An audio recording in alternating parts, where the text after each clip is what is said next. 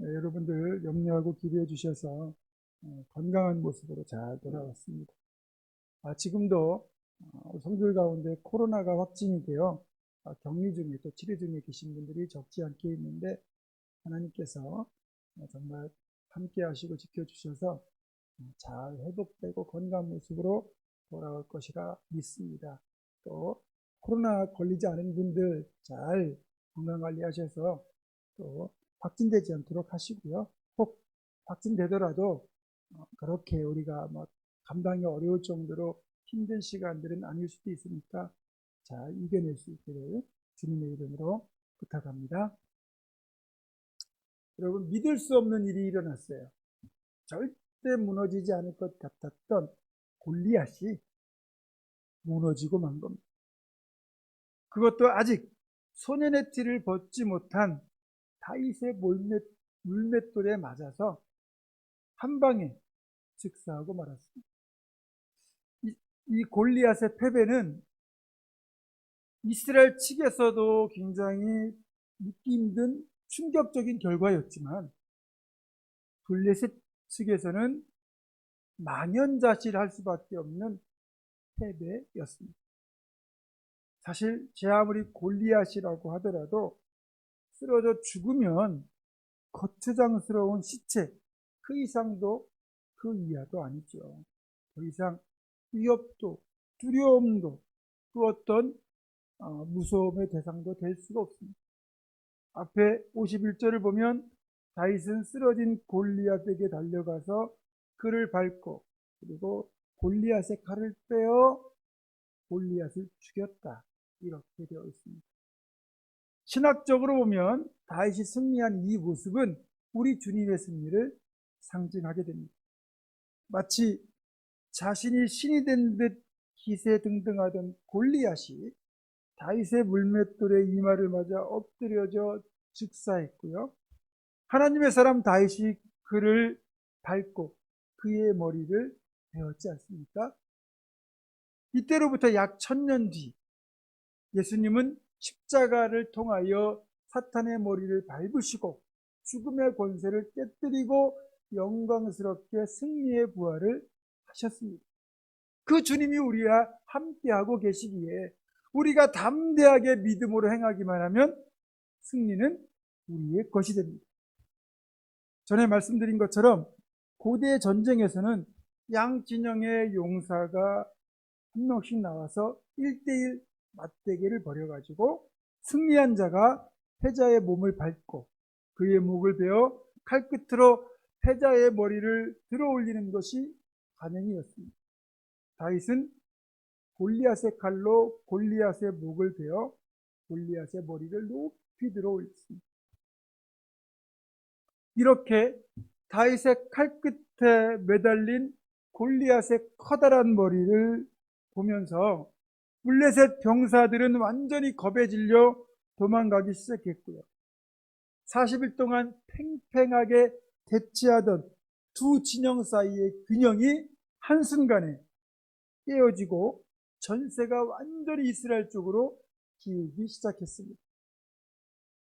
다윗은 이날 만군의 여호와의 이름으로 싸움에 나아가서 골리앗을 죽이고 나라를 구하고 하나님의 이름의 영광을 돌렸고, 일양 이스라엘의 구국의 영웅이 되었습니다. 사울을 비롯한 그 어떤 용사도 나라를 위기에서 구하지 못하고 두려워서 떨고 있을 때 오직 한 사람, 믿음으로 행한 다윗만이 나라를 위기에서 구한 것입니다. 사실 이날의 승리 이후 블레셋과 이스라엘의 세력 균형이 완전히 이스라엘 쪽으로 기울게 되었고, 다윗이 훗날 이스라엘의 왕이 된 뒤에 블레셋은 이스라엘의 완전히 정복이 되게 됩니다. 그 기세의 출발점, 그 변화의 출발점이 다윗과 골리앗의 싸움이었다는 사실을 우리가 감안하면 우리의 믿음의 작은 행동 하나가 훗날 엄청난 역사로 이어진다는 사실을 알 수 있습니다. 그래서 본문에서 발견하는 첫 번째 교훈은 개인의 삶의 위기가 닥쳐올수록, 공동체의 위기가 닥쳐올수록 하나님을 온전히 의지하는 다윗과 같은 믿음의 사람, 그 한 사람이 중요하다는 것입니다. 그들을 통하여 역사의 위기는 극복되고 역사가 바뀌기 때문입니다. 성경은 이렇게 믿음의 사람들을 통하여 항상 믿음의 역사를 이어왔습니다. 성경은 그래서 믿음의 역사, 인류의 역사가 아닌 믿음의 역사라고 할 수 있습니다. 히브리서 11장을 보면 아벨로부터 시작해서 에녹과 노아, 아브라함, 계속해서 수많은 믿음의 사람들의 이름과 그들의 믿음의 행위를 기록하고 있습니다. 한마디로 히브리서 11장은 믿음의 사람들의 명예의 전당, 이렇게 말할 수 있습니다. 이제는 그 믿음의 명예의 전당에 우리의 이름도 올려야 되지 않겠습니까? 여러분, 그리고 이 믿음의 역사는 주님 오실 그날까지 계속 이어져 가야 됩니다. 계주 경기에서 우리가 이어달리기를 하지 않습니까? 그것처럼 믿음의 선배들의 뒤를 이어 우리가 믿음의 경주를 계속 해나가야 됩니다. 이제 저와 여러분이 다윗과 같은 믿음의 용사가 되어 주님의 능력을 신뢰하고 나아감으로써 믿음의 역사를 계속해서 써내려갈 수 있기를 주님의 이름으로 축원합니다. 한편 이 다윗과 골리앗의 이야기를 읽을 때마다 떠오르는 한 가지 의문점이 저에게 있습니다. 그 의문점은 바로 요나단은 어디에 갔을까라는 것입니다. 여러분은 궁금하지 않으십니까? 우리가 앞에 사무엘상 14장을 보게 되면 요나단은 여호와의 구원은 사람의 많고 적음에 달리지 아니하였느니라 그러면서 단신으로 블레셋 진영을 향하여 공격하였고, 그리고 그날 블레셋과의 전쟁을 승리로 이끌었던 그런 믿음의 용사였거든요. 이런 요나단이라면 제 아무리 골리앗이라도 그런 골리앗을 보고 전혀 두려워하지 않을 것이라는 추측이 가능한데, 골리앗이 아침 저녁으로 몸을 드러내며 이스라엘을 위협하던 그 40일 동안, 또 다윗과 골리앗의 싸움이 끝날 때까지 그 어디에서도 요나단에 대한 이야기는 찾아볼 수가 없습니다. 그런데 17장이 끝나고 18장 1절을 보게 되면 골리앗을 물리치고 진영으로 돌아와 사울왕과 이야기하는 다윗을 지켜보는 요나단의 모습이 나타나고 있거든요. 따라서 엘라 골짜기에 진을 치고 있던 이스라엘 군대 진영에 요나단도 함께 있었다는 사실을 여기에서 확인할 수 있습니다. 요나단이 분명히 이스라엘 진영에 있었는데, 그렇다면 요나단도 골리앗의 기세에 눌려서 두려워했음을 짐작할 수 있습니다. 사실 요나단 같은 신앙인이라고 해서 항상 승리하는 것은 아닙니다. 때로는 넘어지기도 하고 실패하기도 하고 악의 세력에게 주눅이 들 때도 있습니다. 그렇기 때문에 내가 예전에 멋지게 승리했었다고 자만하는 건 절대 안 됩니다. 기도로 깨어있지 않으면 믿음의 사람이라도 언제라도 넘어질 수 있기 때문입니다. 그래서 바울 사도는 고린도전서 10장 12절에서 그런즉 선별로 생각하는 자는 넘어질까 조심하라고 경고하고 있는 겁니다. 물론 진정한 믿음의 사람은 넘어졌다 해도 반드시 다시 일어납니다. 왜냐하면 하나님께서 일으키시기 때문입니다. 내가 넘어질 때 하나님은 반드시 나를 일으켜 세울 누군가를 예비하셨다가 그의 손길을 통해서 나를 일으켜 주십니다. 요나단에게는 그 도움의 손길이 바로 다윗이었던 거죠.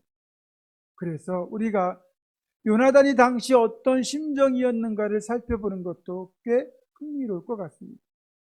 요나단 역시 아버지 사울과 함께 엘라 골짜기에 전쟁터에 출전을 했습니다. 싸움이라면 나름 자신 있다고 생각했던 요나단이었지만 골리앗을 보는 순간 숨이 턱 막혔습니다. 3m에 가까운 거인, 그의 온몸을 감싼 철갑옷, 그리고 아름드리 나무같이 굵은 팔뚝과 그의 손에 들린 칼과 창을 보았을 때 요나단의 마음속에는 두려움이 일어나고 있었습니다. 10명의 정탐꾼이 가나안 땅을 정탐하고 돌아와서 가나안 땅의 거민들은 다 거인들이요, 우리는 그들 보기에 메뚜기 같다고 말했던 그 심정이 비로소 이해가 되는 순간이었습니다. 그래서 요나단은 자신이 골리앗과 1대1로 싸우는 것, 그건 무리다라는 결론을 내렸습니다.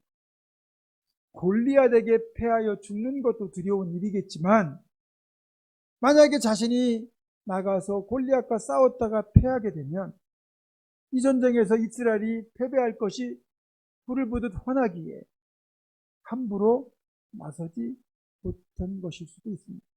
어쨌든 이러한 요나단의 연약함, 실패는 하나님을 향한 믿음보다 자신의 이성과 판단이 더 앞섰기 때문입니다.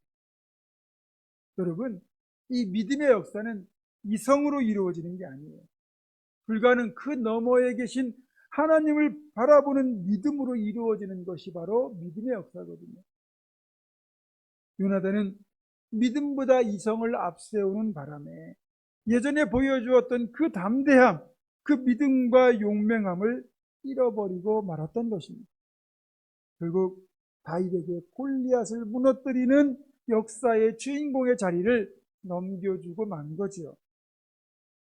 그래서 먼저 된 자가 나중되고 나중된 자가 먼저 된다는 이 역전이 믿음의 세계에서는 종종 일어납니다. 보세요. 다윗은 분명히 요나단보다 어렸습니다. 그리고 그 이름을 드러낸 시기가 요나단보다 한참 늦었는데 믿음으로 골리앗을 쓰러뜨리고 골리앗을 발로 밟고 그의 목을 베어 버림으로써 하나님의 살아계심, 하나님께 영광을 높이는 동시에 이스라엘은 승리의 기쁨을 가져다 주었습니다. 그러면서 일약 요나단보다 다윗이 더 유명해진 거죠. 분명한 것은 우리가 요나단의 입장이 될 수도 있고 다윗의 입장이 될 수도 있다는 사실입니다. 그래서 항상 기억해야 할 것은 과거보다 현재의 내 믿음, 내 신앙이 더 중요하다는 사실이에요. 과거에 내 믿음이 좋았다는 것은 아무런 유익이 되지 못합니다. 지금 하나님과의 관계가 생생하게 살아있지 않으면 과거에 활용했던 믿음의 전력은 아무런 도움이 되지 못한다는 거죠.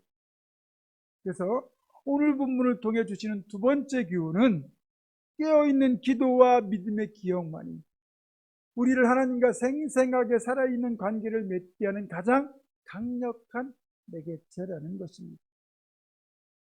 늘 깨어 기도했고요, 하나님의 도우심의 손길을 기억했고 그렇게 하나님과의 생생한 관계를 유지하고 있던 다윗이었기 때문에 골리앗 앞에서도 두려워하지 않았다는 것입니다. 하지만 기도가 무너지고 믿음의 기억이 흐려지면 제 아무리 용감한 역사의 주인공이었다 할지라도 현재는 두려움에 사로잡힌 요나단과 똑같이 될 수밖에 없습니다. 사랑하는 성도 여러분, 믿음은 저절로 유지되지 않습니다. 계속되는 기도를 통한 하나님과의 교제가 믿음의 원동력이고 내 삶에 함께 하셨던 하나님의 그 능력의 손길, 응답의 손길을 기억하는 믿음의 기억력이 지금 현재의 우리의 믿음을 지켜주는 비결입니다. 계속되는 기도, 하나님과의 교제, 믿음의 기억을 통하여 지금 현재의 믿음을 생생하게 지켜내시는 우리 모두가 되시기를 주님의 이름으로 축원합니다. 이제 우리는 이 전쟁터 한복판에서 벌어진 골리앗과의 사투가 있은 뒤에 두 종류의 만남이 이루어지는 것을 발견하게 될 겁니다. 그런데 하나는 불행한 만남, 또 하나는 복된 만남입니다. 우선 사울과 다윗의 만남은 불행한 만남이 되고 요나단과 다윗의 만남은 복된 만남이라고 할 수 있습니다. 사실 이 만남 자체가 불행과 축복을 결정하는 건 아닙니다.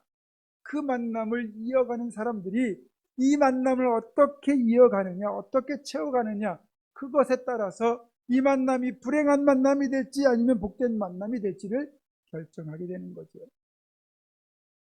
결과를 말씀드리자면 사울은 다윗을 만난 이후에 질투에 사로잡혀 그 만남을 결국 평생 불행한 만남으로 만들었지만, 요나단은 다윗과의 만남을 자신의 평생의 가장 복된 만남으로 바꾸었습니다. 똑같은 장소에서 똑같은 상황을 겪는 가운데 만나게 된 동일한 만남이었지만, 한 사람은 불행한 만남을 만들어가고 한 사람은 복된 만남을 만든 그 결정적인 차이는 그 만남에 이기심을 투영했느냐 그렇지 않느냐에 따라 달라진 겁니다. 사울은 이기심으로 다윗을 대했지만 요나단은 정말 이기심 없는 순수한 마음으로 다윗을 대하였습니다.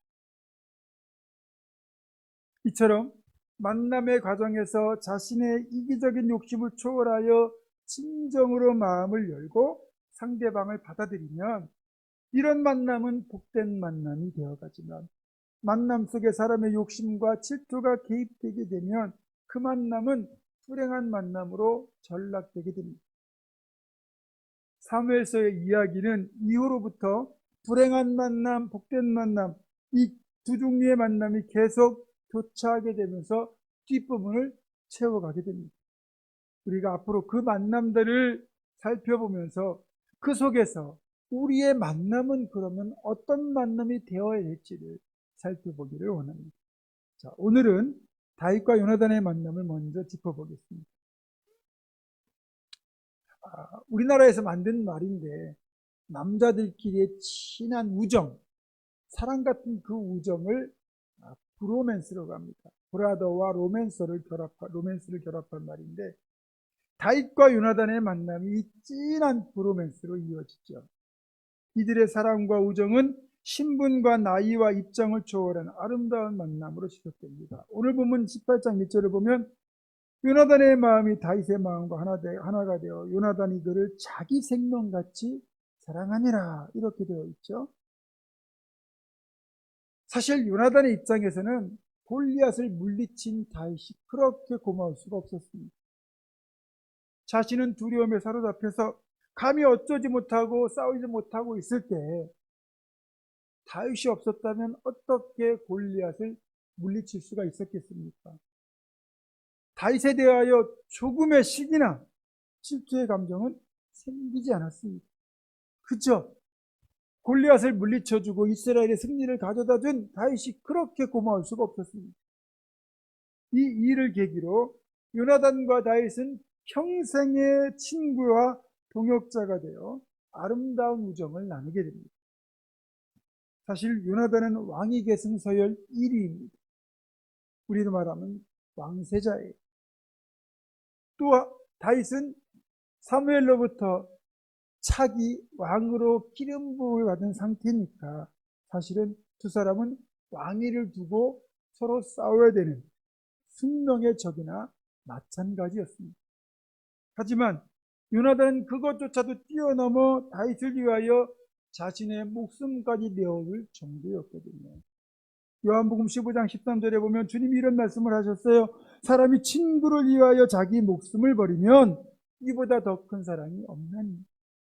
이 말씀처럼 요나단은 다윗을 진정으로 아끼고 사랑하며 자기의 목숨까지 내어줄 정도로 다윗을 좋아했습니다. 만약에 이런 요나단이 없었다면 훗날 이스라엘 역사에 가장 위대했던 훌륭한 임금, 훌륭한 왕, 성군 다윗은 존재할 수 없었을 겁니다. 그 정도로 요나단과 다윗의 만남은 복된 만남입니다. 그래서 오늘 본문을 통해 주시는 세 번째 교훈은, 우리가 이런 복된 만남을 원한다면 앞에서도 말씀드렸듯이 우리의 이기심을 내려놓고 진정으로 그 사람을 있는 모습 그대로 사랑하라는 것입니다. 우리의 모든 만남, 목회자와 성도의 만남, 또 친구로서의 만남, 연인으로서의 만남까지 우리의 모든 만남이 이런 복된 만남이 되어야 하는데 왜 그리 상처 주고 상처받고 실망하고 원망하는 만남이 되는지 참으로 안타까울 때가 참 많습니다. 여러분, 다윗과 요나단의 만남은 이기심을 뛰어넘어 서로를 생명처럼 사랑했던 복된 만남이었고, 이런 만남 우리는 성경에서 종종 발견하게 되죠. 그 첫 번째 만남이 바로 여호수아와 갈렙의 만남입니다. 여호수아와 갈렙, 출애굽기에 등장하는 이 두 명의 믿음의 사람 역시 모세의 뒤를 잇는 차기 지도자의 자리를 두고 경쟁할 수 있는 관계였던 사람들입니다. 둘 다 하나님이 인정하시는 믿음의 용사로서 하나밖에 없는 모세의 후계자의 자리, 오늘날로 말하면 백번을 앞에 두고 경쟁자가 될 수 있는 관계였다는 겁니다. 당시 이스라엘의 12지파 중에서 가장 강력했던 두 지파가 유다 지파와 에브라임 지파입니다. 여호수아는 에브라임 지파의 대표였고 갈렙은 유다 지파의 대표였습니다. 뒤에 든든한 지파의 배경이 있지요. 거기에다가 갈렙은 용맹함과 믿음이라는 측면에서도 여호수아에게 뒤지지 않는 사람이었습니다. 아무리 여호수아가 모세의 시종이라고 해도 얼마든지 갈렙도 모세의 후계자의 자리에 도전할 수 있는 자격을 갖추었습니다. 만약 갈렙에게 그래서 이런 야망이 있었다면 이스라엘의 역사, 성경의 역사는 어떻게 바뀌었을지 모릅니다. 하지만 분명한 것, 갈렙이 그 여호수아의 만남에 자신의 이기적인 욕망을 개입시키지 않음으로써 둘의 만남은 가장 복된 만남이 됩니다. 갈렙은 여호수아와 경쟁하는 것이 아니라 여호수아를 돕는 역할로 만족합니다. 여호수아와 갈렙의 만남은 가데스 바네아에서 서로를 의지하여 믿음의 보고를 할 수 있도록 만들었고, 또 여호수아가 이스라엘의 지도자가 된 뒤에 가나안 정복 전쟁을 치를 때 갈렙이 앞장서서 가장 위험한 전쟁터에 선봉에 섬으로써 성공적으로 가나안 정복 전쟁을 마무리할 수 있었습니다. 이 둘의 복된 만남이 없었다면 어쩌면 여호수아는 가장 힘든 정복 전쟁을 치러야 했을 겁니다. 하나님은 그렇게 자신의 이기심과 욕심을 내려놓고 여호수아의 만남을 가장 복된 만남으로 만들어간 갈렙에게 아름다운 이름을 주셨고, 또 가나안 땅에서 가장 먼저 자신이 거주할 땅을 선택할 수 있는 특권도 더불어 주셨습니다. 그리고 그의 사이가 최초의 사사가 되는 축복까지 더하여 주셨습니다. 하나의 만남만 더 살펴보겠습니다. 신약에서 대표적인 복된 만남은 바로 바나바와 바울의 만남입니다. 바울이 다메섹 도상에서 불행한 빛 가운데 주님을 만나고 회심한 뒤에 그는 복음을 위한 열정으로 사로잡혔지만 얼마 전까지만 해도 스데반을 죽이고 교회를 박해한 일에 앞장섰던 이 바울의 회심을 사도들을 포함한 어느 누구도 믿어주지 않았습니다. 이럴 때 앞장서서 나서가지고 바울의 회심을 인정해주고 바울로 하여금 이 복음 사역을 감당할 수 있도록 이끌어준 이가 바로 바나바입니다. 자신의 명예를 걸고 바울의 보증인이 되어 주었죠. 그리고 자신이 목회하게 된 안디옥 교회로 바울을 청빙해서 함께 동역하여 목회함으로써 바울이 초대교회의 지도자가 되고 또 선교의 위대한 시대를 열어갈 수 있도록 돕는 역할을 감당했습니다. 그러니까 바나바가 없는 바울을 상상할 수 없을 정도로 둘의 만남은 아주 중요하고도 복된 만남이었습니다. 하지만 이렇게 아름다운 만남을 통해 안디옥 교회를 부흥을 시키고 선교의 위대한 역사를 열어갔던 두 사람이었지만 이 둘에게도 아픔이 있었거든요. 1차 선교 여행을 다녀온 뒤에 한 번 더 그 선교지를 돌아보자는 의견의 일치를 본 두 사람이 선교팀을 꾸릴 때 1차 선교 여행 중 힘들다고 도중에 돌아가 버린 이 마가라는 인물을 선교팀에 포함시킬 거냐 말 것이냐의 문제로 바나바와 바울이 의견 충돌이 일어납니다. 그리고 서로의 의견이 일치되지 않고 심하게 다투고 마침내는 둘이 갈라서게 됩니다. 여러분, 내가 그 사람을 키워줘서 나름대로 훌륭한 사람을 만들어 주었는데 나를 무시하고 자기 의견을 고집하면 우리 생각이 어떤 마음이 들겠습니까? 괘씸하겠죠. 그리고 아예 그냥 싹을 잘라버리고 싶은 마음, 짓밟아버리고 싶은 마음이 드는 것이 인지상정입니다. 그러나 바나바는 그렇게 하지 않았습니다. 둘의 다툼의 원인이 된 이 마가를 데리고 구보로 돌아가서 마가를 다시 재교육하기 시작했습니다. 그리고 바울에 대해서는 일체의 어떤 험담이나 터치를 하지 않았죠. 그 결과 바울이 이 바나바의 진심을 이해하고 그리고 마가를 받아들이게 됐죠. 그래서 바울 사도는 이 마가를 데리고 훗날 사도행전의 후반부를 채워가게 됩니다. 그래서 바울은 이 마가에 대하여 자신의 동역자라고 나에게 유익하다고 그렇게 평가할 정도가 되었습니다. 여러분, 우리의 믿음의 작은 행동이 훗날 믿음의 큰 역사로 이어집니다. 우리가 그 믿음의 역사를 이어가야 됩니다. 그러려면 우리는 계속되는 기도와 하나님과의 교제, 믿음의 기억력을 지켜내야 합니다. 그것만이 골리앗 같은 대적을 만날 때도 우리가 넘어지지 않을 수 있습니다.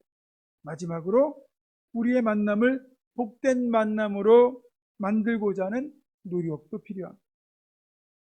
특별히 우리의 영생과 인생을 좌우할 목회자와의 만남, 성도와의 만남, 또 배우자나 평생의 친구와의 만남 등이 이에 해당하는 중요한 만남이라고 할 수 있습니다. 그래서 이런 중요한 만남일수록 하나님께서 우리에게 허락하신 만남이라는 생각을 가지고 이 만남이 복된 만남이 되도록 우리가 노력을 해야 합니다. 무엇보다 그 만남에 나의 이기적인 욕심을 내려놓고 정말 그 사람을 있는 모습 그대로 사랑해 줘야 됩니다. 여러분, 말씀을 정리합니다. 다윗의 믿음의 행동이 역사를 바꾸었고 그런 다윗을 요나단은 자기 생명처럼 사랑함으로써 하나님의 섭리 속에 이루어진 그 만남을 가장 아름답고 복된 만남으로 만들어 갔습니다. 우리가 다윗과 같은 믿음의 역사를 써내려가고 동시에 우리의 모든 만남도 다윗과 요나단의 복된 만남, 여호수아와 갈렙의 만남, 바나바와 바울 같은 아름답고 복된 만남으로 만들어서 우리의 만남 속에 놀라운 복과 기쁨이 가득하기를 주님의 이름으로 축원합니다. 기도하겠습니다. 우리 삶을 주관하시는 아버지 하나님, 믿음의 기억력과 기도를 통하여 늘 승리하게 하시고 또 우리가 이미 가지고 있는 만남, 앞으로 만나게 될 모든 만남들이 아름답고 복된 만남이 되게 하여 주시고 그런 만남이 될 수 있도록 내 이기심 내려놓고 그 만남에 최선을 다하며 살아갈 수 있도록 인도하여 주시옵소서. 우리 주 예수 그리스도의 이름으로 기도드립니다. 아멘.